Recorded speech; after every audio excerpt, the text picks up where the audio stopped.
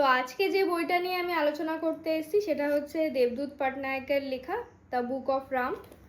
তো basically forest of এনচেন্টমেন্টস পড়ার পরে রামায়ণ সম্বন্ধে আমার একটা আলাদাই ইন্টারেস্ট জন্মেছে।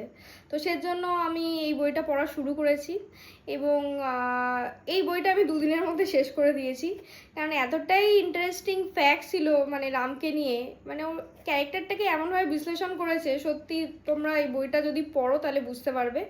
আর এখানে রাইটার এত সহজ সরল ভাষায় বইটা লিখেছে, মানে যে কেউ আরামসে পড়তে পারবে।